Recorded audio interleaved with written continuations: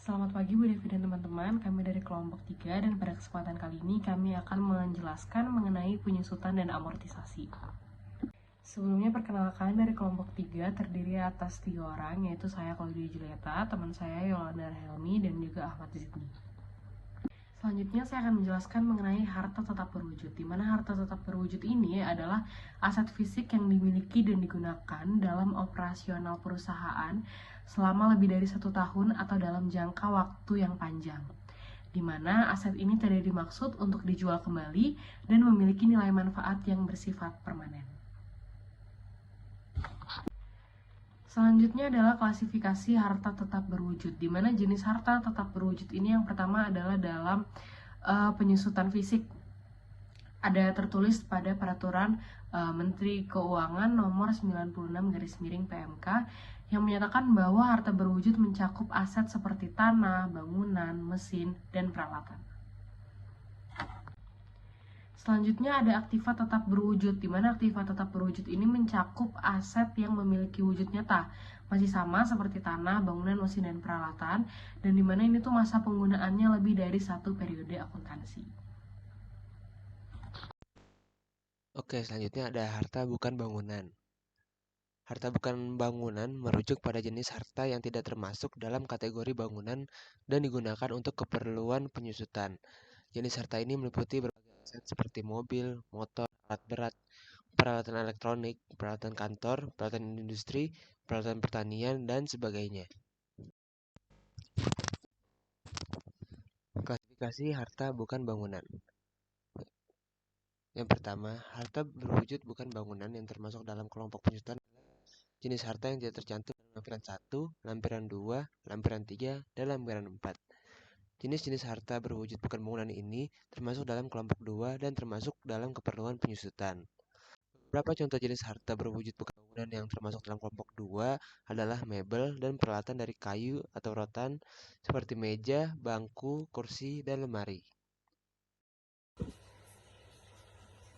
Baik, selanjutnya yaitu klasifikasi harta bangunan. Klasifikasi harta bangunan merujuk pada proses membagi harta bangunan menjadi kategori atau kelompok berdasarkan karakteristik atau fungsi yang mereka miliki. Dalam konteks perpajakan, klasifikasi harta bangunan digunakan untuk menentukan tarif penyusutan dan cara penghitungan masa manfaat harta tersebut. Klasifikasi harta bangunan menurut Peraturan Menteri Keuangan Nomor 72 Tahun 2023 yaitu tentang penyusutan harta berwujud atau amortisasi harta tak berwujud, yaitu masa manfaat dan tarif penyusutan harta berwujud ditetapkan menjadi harta bukan bangunan dan harta bangunan. Adapun aset tetap berupa bangunan dibagi lagi menjadi 2 golongan, yakni bangunan permanen dan bangunan tidak permanen. Bangunan permanen yaitu merupakan aset tetap yang memiliki masa manfaat 20 tahun dengan tarif penyusutan garis lurus 5%. Bangunan tidak permanen yaitu bangunan yang bersifat sementara, bahan yang tidak tahan lama, atau tidak berarti bangunan yang dapat dipindah-pindahkan, serta masa manfaatnya tidak lebih dari 10 tahun. Bangunan tidak permanen dengan masa manfaat 10 tahun, tarif penyusutannya yaitu 10%. Selanjutnya yaitu menghitung tarif depresiasi untuk harta tetap bukan bangunan. Yang pertama itu ada dari metode garis lurus, yaitu dengan rumus G sama dengan HP dikurang NS per UE, dengan keterangan yaitu HP harga perolehan, UE umur ekonomis, NS nilai sisa, dan D itu beban depresiasi. Untuk contoh soal dengan metode garis lurus yaitu pada tanggal 1 Desember 2021, PT Abadi Kencana membeli sebuah mesin seharga 85 juta untuk memperlancar produksi barangnya. Umur ekonomis dari mesin tersebut diperkirakan 5 tahun dan nilai sisanya 10 juta. Hitunglah biaya penyusutan per tahun apabila digunakan metode garis lurus dan buatlah tabel penyusutan.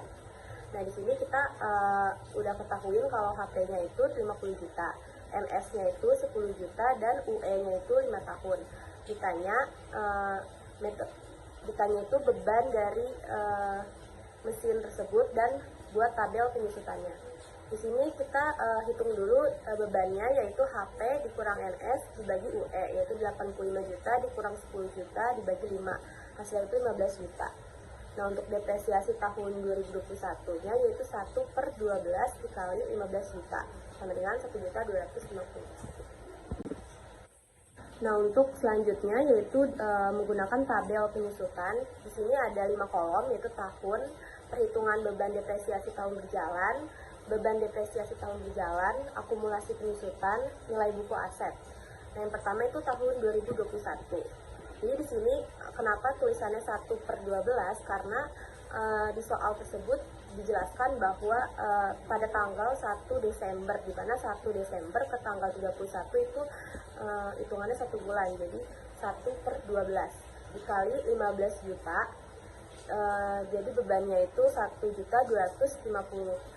Terus untuk akumulasi penyusutannya juga sama, 1.250.000, dan nilai buku asetnya itu HP dikurang akumulasi penyusutannya itu tadi HP-nya 50 juta, berarti 50 juta dikurang 1.250.000, 83.350.000.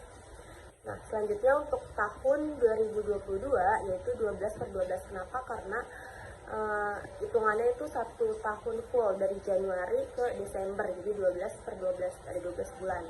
Nah, untuk kalinya juga sama, dikali dengan 15 juta. Beban depresiasinya 15 juta. Akumulasi penyusutannya 16.250. Nah, 16.250 ini dapat dari mana? 16 juta ini dapat dari akumulasi penyusutan ditambah dengan beban depresiasi tahun berjalan, jadi 1.250 ditambah 15 juta, 16.250 kayak gitu. Terus untuk nilai buku asetnya itu 68 didapat dari HP tadi yang 8 HP itu yang 85 juta dikurang sama akumulasinya 16 juta, jadi 68.750. Pun seterusnya untuk 2023, 2024, dan 2025. Untuk 2026 itu 11/12. Kenapa? Karena tadi kita kan udah pakai di bulan Desember tanggal 1, jadi kita tinggal pakai lagi di bulan Januari sampai November, karena Desembernya itu udah dipakai. Jadi hitungannya hanya 11 bulan, 11/12 dikali 15 juta. Hasilnya itu 13.750. Nah, untuk akumulasinya sama, 61 ditambah 13, 75. Terus untuk nilai bukunya juga sama, 85 dikurang 75, hasilnya 10 juta. Oke, selanjutnya yaitu menghitung tarif depresiasi untuk harta tetap bukan bangunan menggunakan metode kedua, yaitu metode saldo menurun. Nah, di sini tuh ada beberapa percobaan untuk metode saldo menurun. Yang pertama itu ada mencari beban penyusutan. Nah, mencari beban penyusutan ini yaitu tarif penyusutan dikali dengan nilai buku. Nah, mencari tarif penyusutan yaitu 2 dikali 100% dikali dibagi N. Terus untuk nilai buku itu harga perolehan dikurangin dengan akumulasi penyusutan. Nah, dalam metode saldo menurun ini, besarnya beban penyusutan dari tahun ke tahun itu akan semakin menurun. Hal ini dikarenakan yang dijadikan dasar perhitungannya itu adalah nilai buku yang semakin lama juga semakin menurun. Oke, selanjutnya yaitu ada contoh soal dari metode saldo menurun, yaitu pada tanggal 1 Oktober 2018, PT Luffy membeli sebuah mesin dengan harga 160 juta. Mesin tersebut ditaksir memiliki nilai sisa sebesar 13.063.680. Mesin tersebut memiliki masa manfaat selama 5 tahun. Hitunglah besarnya beban penyusutan mesin setiap tahunnya dengan metode saldo menurun. Jadi di sini kita udah ketahuin bahwa HP-nya itu 160 juta, NS-nya itu 13.063.680. Umur ekonomisnya itu 5 tahun, ditanya beban penyusutan. Di sini kita cari dulu tarif penyusutannya itu 2 dikali 100 bagi 5, yaitu 2 kali 20%, jadi 40%. Oke, selanjutnya yaitu dengan menggunakan tabel penyusutan metode saldo menurun sebagai berikut. Di sini ada 4 kolom, yaitu ada tahun, beban penyusutan, akumulasi penyusutan, dan nilai bukunya. Yang pertama itu kita tulis 0 dulu. Di sini nilai bukunya 160 juta. Kenapa? Karena di sini belum ada akumulasi penyusutannya. Jadi kita tulis harga perolehannya dulu, 160 juta. Nah, untuk tahun 2018 yaitu sesuai dengan rumus, yaitu tadi beban penyusutan 40% dikali sama nilai buku, 40% dikali nilai bukunya 160 juta dikali 3/12. Kenapa di sini 3/12? Karena itu kan di soal dari bulan Oktober ya, Oktober ke Desember itu 3, jadi 3/12 gitu. Totalnya 16 juta. Di sini akumulasi 16 juta. Dan di sini nilai bukunya yaitu HP dikurang akumulasi penyusutan. HP-nya kan 160.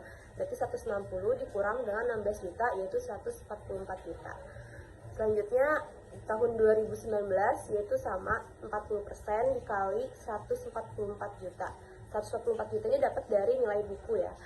144 juta dikali 12/12. Kenapa 12/12? Karena di tahun 2019 itu kita full dari Januari ke Desember, jadi 12.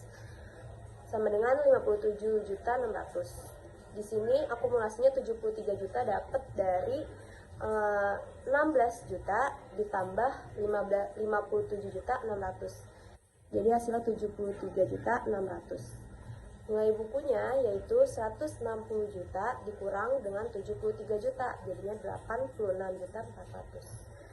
Dan seterusnya seperti itu di tahun 2020, 2021, 2022 hingga 2023 nanti jadinya 9/12. Kenapa? Karena tadi kan kita udah sampai bulan Oktobernya. Jadi sisanya dari sebelum bulan Oktober itu 9 bulan. Dari Januari, Februari, Maret, April, Mei, Juni, Juli, Agustus, September itu 9 bulan. Jadi kita tinggal pakai sisanya aja 9/12 gitu. Hasilnya 5.598.720. Terus nanti akumulasi penyusutannya yaitu 41141 ditambah 5 juta, hasilnya 146 juta. Begitupun untuk nilai bukunya yaitu 160 dikurang dengan 146 juta, yaitu 13 juta. Kayak gitu. Oke, selanjutnya di sini untuk jurnalnya yaitu kita ada 5 kolom yaitu tanggal, keterangan, ref, debit, dan kredit. Untuk tanggalnya itu contoh kita masukin tanggal 31 Desember 2018. Nah, di sini keterangannya itu kita cantumin beban penyusutan mesin dan akumulasi penyusutan mesin dengan debit 16 juta dan kredit 16 juta. Selanjutnya ada waktu dimulainya penyusutan. Di sini ada 4. Yang pertama, pada bulan dilakukannya pengeluaran, atau yang kedua, pada bulan selesainya pengerjaan suatu harta sehingga penyusutan pada tahun pertama dihitung secara pro rata, atau yang ketiga, dengan persetujuan Direktur Jenderal Pajak pada bulan harta tersebut digunakan untuk mendapatkan, menagih, dan memelihara penghasilan, atau dengan persetujuan Direktur Jenderal Pajak pada bulan harta tersebut mulai menghasilkan, yakni saat mulai berproduksi dan bukan saat diterima atau diperolehnya penghasilan. Selanjutnya ada harta tak berwujud. Harta tak berwujud merupakan jenis harta yang tidak memiliki bentuk fisik yang dapat dilihat, seperti harta moneter, harta emas, dan harta berinvestasi. Selanjutnya ada klasifikasi harta tak berwujud, di mana pengelompokan harta berwujud dikelompokkan dengan pengelompokan berdasarkan aset dan berdasarkan fungsi. Yang pertama, berdasarkan aset, harta tak berwujud dapat dikelompokkan berdasarkan aset yang dimiliki seperti harta moneter, harta emas, dan harta berinvestasi. Lalu ada harta pengelompokan berdasarkan fungsi. Harta tak berwujud dapat dikelompokkan berdasarkan fungsi yang dimiliki seperti harta untuk kebutuhan sehari-hari, harta untuk investasi, dan harta untuk kebutuhan keluarga. Selanjutnya saya akan menjelaskan mengenai amortisasi dengan metode garis lurus, di mana besar penyusutan tiap tahun penggunaannya itu selalu saja sama. Terdapat 2 rumus di sini. Yang pertama adalah penyusutan sama dengan jumlah yang harus disusutkan dibagi usia ekonomis, dan yang kedua adalah penyusutan itu dapat diperoleh dari harga perolehan aset tetap dikurang nilai residu dibagi taksiran usia ekonomis aset tetap itu sendiri. Sekarang kita akan masuk ke contoh soalnya. Kita langsung masuk saja ke rumusnya. Ini menggunakan rumus yang nomor 2 tadi. Itu 180 juta itu adalah harga perolehan asetnya, lalu 40 juta ini adalah nilai residunya dibagi 5 yaitu umur ekonomisnya, dengan penyusutannya itu 28 juta rupiah. Selanjutnya kita akan membuat tabel dengan jumlah 4 ke samping. Yang pertama adalah diisi tahun, yang kedua adalah beban penyusutan, selanjutnya ada akumulasi penyusutan, dan yang terakhir adalah nilai buku. Kita coba breakdown satu-satu. Dari yang tahun 2018 itu 3/12 karena itu dimulainya dari Oktober, sedangkan ini pembukanya ada di bulan Desember. Oleh karena itu dia hanya 3/12 dikali 28 juta penyusutan yang tadi sudah kita dapat. Oleh karena itu akumulasi penyusutan di 2018 itu adalah sebesar 7 juta. Lalu nilai bukunya itu harga perolehan dikurangi akumulasi penyusutan. Berarti ya 180 juta tadi dikurangi oleh 7 juta, yaitu 173 juta. Selanjutnya masuk ke tahun 2019, karena pemakaiannya sudah 1 tahun lebih, berarti dia pakainya 12/12, jadi sudah 12 bulan dipakainya. Dimana beban penyusutannya 28 juta, lalu diakumulasikan 28 juta ditambah 7 juta, lalu 180 juta itu dinilai buku akan dikurangi dengan 35 juta, dan itu akan sama terus sampai ke bawahnya. Dan berikut merupakan jurnal yang akan dibuat di akhir tahun. Selanjutnya merupakan metode saldo menurun, di mana besar penyusutan dari tahun ke tahun itu menurun, karena yang dijadikan dasar perhitungan adalah dari nilai buku itu sendiri.